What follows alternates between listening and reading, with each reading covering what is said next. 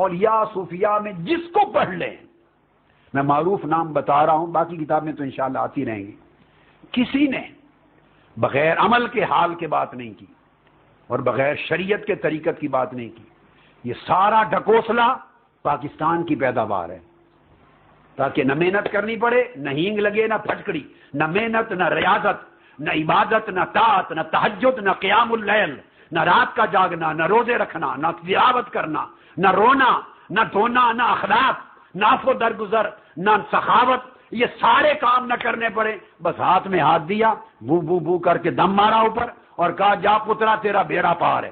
بیڑا پار نہیں، ایسا کہنے والوں کا بیڑا غرق ہے، ایسا کہنے والوں کا بیڑا غرق ہے. یہ کوئی صوفیاء نہیں ہے، یہ تصوف کی بدنامی ہے. اور یہ کچھ جو پاکستان میں ہوتا ہے وہ یہاں برطانیہ میں بھی اس سے بھی زیادہ معراج کے ساتھ. برطانیہ میں گھر گھر یہ ہو رہا ہے. جن کا حتیٰ کہ کاروبار وہاں نہیں چلتا ان کا بزنس یہاں بہتر چلتا ہے، برطانیہ اور یورپ میں. جو وہاں ناکام ہوتے ہیں وہ اس مارکیٹ میں آتے ہیں جہاں ان کو اور بڑے بڑے بڑے پکے گاہک مل جاتے ہیں، صرف اس لیے کہ علم کی کوشش نہیں کی کسی نے. اور اہل سنت کی نسلیں عقیدے سے ہاتھ دھو رہی ہیں اس لیے کہ وہ اپنی اولاد کو علم پر نہیں لگاتے. اہل سنت ماں باپ ہیں، جدھر دیکھو اولاد عقیدہ چھوڑے جا رہی ہے. دوسرے عقیدے کے لوگوں کی اولاد اپنی راہ سے نہیں ہٹتے، وہ چھوٹی عمر میں بچوں پر علم کی محنت کرتے ہیں، پڑھاتے ہیں، عقیدہ سکھاتے ہیں، عمل سکھاتے ہیں. اہل سنت کے ہاں نہ علم پر محنت ہے، نہ عمل پر محنت ہے. خدا کا خوف ختم ہو گیا ہے. نہ علم پر محنت، نہ عمل پر محنت، نہ شریعت پر محنت، نہ طریقت پر محنت، نہ عقیدہ ہی کوئی بتاتا ہے. اگر اہل سنت والدین کی بچی کسی دوسرے عقیدے کے ہاں اس کی شادی ہو جائے، 6 مہینے لگیں گے اس کا عقیدہ بدل جائے گا. 6 مہینے بھی میں نے میکسیمم کہا، اس طرح عقیدہ بدل جائے گا. اس لیے اس کی سرے سے بنیاد ہی کوئی نہیں. اس نے صرف یہ دیکھا ہے کہ ماں باپ 11ویں شریف کرتے تھے، بس اس کو یہ کسی نے بتایا نہیں کیوں کرتے ہیں، اس کی اصل کیا ہے. صرف دیکھا تھا کہ پیر آتے تھے اور وہ دم کرتے تھے، ہاتھ مکے ہم چومتے تھے، بیعت کرتے تھے، پیسے لے کے چلے جاتے تھے. بس کسی نے بتایا نہیں کیا ہے. صرف یہی کوئی ساری زندگی میں دیکھا. عرس پر جاتے ہیں، اولیاء اللہ کو مانتے ہیں. صرف ساری زندگی یہی کوئی دیکھا ہے کہ ایثار ثواب کرتے ہیں، بزرگوں کو مانتے ہیں، توسل کرتے ہیں. مگر کسی شخص نے کبھی تکلیف گوارا نہیں کی، نہ خود پڑھنے کی، نہ اولاد کو پڑھانے کی، کہ توسل کس بلا کا نام ہے. کو توسل سکھائیں، اس کو بتائیں. کوئی 2-4 قرآن کی آیتیں اور حدیث نبوی ان کو یاد کرا دیں. کوئی شفاعت کا عقیدہ سمجھا دیں قرآن اور حدیث سے. ان کو کچھ تو پتا ہو کہ جو عقیدہ ہے ہمارا اس کی بنیاد قرآن ہے اور سنت نبوی حدیث ہے. اولیاء کو مانتے ہیں تو کچھ تو پتا ہو کہ اولیاء کا درجہ، صوفیاء کا درجہ کیا ہے اور وہ کون ہوتے ہیں. یہ بچے بچیاں سمجھتے ہیں جو گدی نشین ہے وہ ولی اللہ ہے. لا حول ولا قوت الا باللہ العلی العظیم. جو گدی والا وہ ولی اللہ ہے. اب ولایت کیا لگے اور گدی کیا لگے،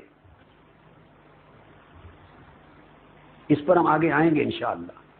یعنی ہم نے بچوں کو جہالت میں پرورش کی ہے. نتیجتاً جو شادی ہوتی ہے چند مہینوں میں عقیدہ بدل جاتا ہے. بچے بڑے ہوتے ہیں، یونیورسٹی جاتے ہیں، حزب التحریر کے ساتھ انٹریکشن ہوتا ہے، خلافہ والوں کے ساتھ انٹریکشن ہوتا ہے، دہشت گردوں انتہا پسندوں کے ساتھ انٹریکشن ہوتا ہے، گستاخوں کے ساتھ انٹریکشن ہوتا ہے. چند مہینوں میں پہلے عقیدہ صاف غلط ہو جاتا ہے، بالکل مزمحل مشکوک. اس کے بعد سارا عقیدے کا زوایا پلٹ کے آتا ہے. تو ماں باپ کو کہتے ہیں آپ مشرک ہیں.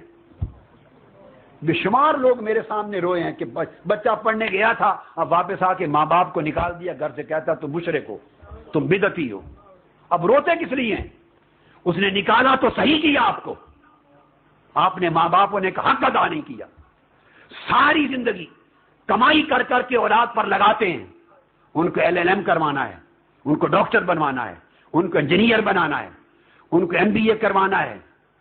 یہ ہماری قوم جتنی پاکستانی، ہندوستانی اور ہماری بنگلہ دیشی قوم کا خاص طور پر یہ خطہ ہے، ساری زندگی کمائی لٹ جاتے ہیں کما کما کے بچوں کو ان کی دنیا سنوارنے کے لیے. میں آپ سے سوال کرتا ہوں کتنی محنت کرتے ہیں بچوں کا دین بچانے کے لیے؟ خود گریبانوں میں جا کر جواب دیں. کتنا وقت لگاتے ہیں ان کا دین بچانے کے لیے، ان کو دین کا علم دینے کے لیے، ان کا عقیدہ بچانے کے لیے، مستقبل بچانے کے لیے. تو پھر آپ کو مشرک جب یونیورسٹی جائے گا، انٹریکشن ہوگا، اس کے پاس تو بنیاد ہی کوئی نہیں تھی. آپ نے تو عمر بھر خود بھی جاہل رہے، اس کو بھی جاہل رکھا. اب دوسری طرف جب لوگ ملے، ان کو انہوں نے رٹا رکھے ہیں طوطے کی طرح، کچھ آیتیں کچھ حدیثیں آؤٹ آف دا کانٹیکسٹ، بالکل سیاق و سباق کے خلاف، مگر کچھ آیتیں کچھ حدیثیں ہر جگہ پہ جڑ دو. گمراہی پھیلانے کے لیے قرآن حدیث کو بطور ٹول استعمال کرتے ہیں، مگر ان کو یاد کرا رکھا ہے. اب انہوں نے آیتیں حدیثیں سنائیں، بچے متذبذب ہو گئے، پھسل گئے، عقیدہ ہی چھوڑ گئے. غلط معنی بتایا، غلط ترجمے بتایا، غلط سیاق و سباق بتایا، اپلائی کر دیا، غلط شرح کر دی. اس بچوں کو تو اے بی سی کا ہی پتہ نہیں تھا. بچوں کو تو اے بی سی کا ہی پتہ نہیں تھا. نتیجتاً اس طرح عقیدے برباد ہو رہے ہیں. عقیدے بچانے ہیں تو علم کا ماحول پیدا کریں گھر میں. والدین میرے پاس آتے ہیں دعاؤں کے لیے، دعا کریں میرے بچہ امتحان میں پاس ہو جائے، میرا بچہ فرسٹ آ جائے، میرے بچے کا جاب ہو جائے، میرے بچے کو یہ مل جائے، میرے بچے کا یہ ہو جائے. ساری دعائیں کروانے آتے ہیں. اور بہت کم لوگ ہیں جو کہتے ہیں دعا کریں میرے بچے کا دین بچ جائے، اس کا ایمان بچ جائے، اس کا عقیدہ سنور جائے، صاحب علم ہو جائے، صاحب عمل ہو جائے. رفقا، اراکین، معتکفین، توجہ سے اس بات کو سنیں. گھر میں آپ کے چراغ بجھ جائیں گے، گھروں کو آگ لگ جائے گی اگر علم کا کلچر زندہ نہیں کریں گے.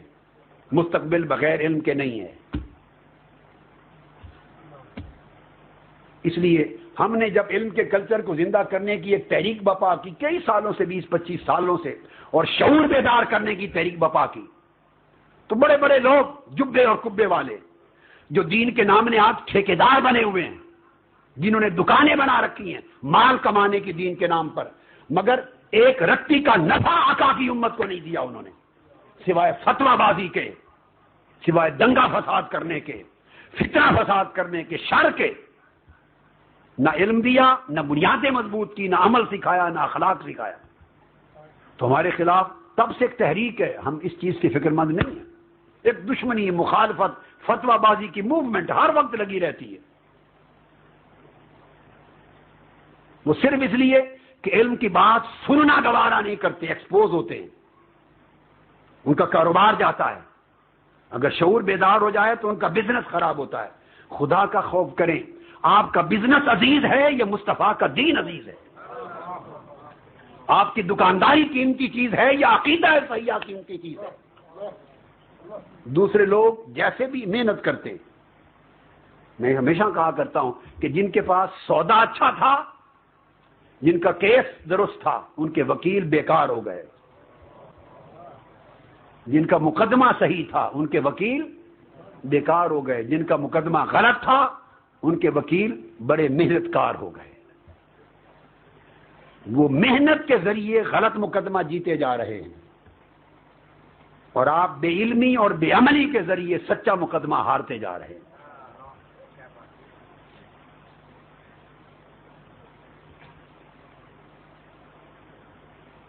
تو میں یہ عرض کر رہا تھا کہ اعمال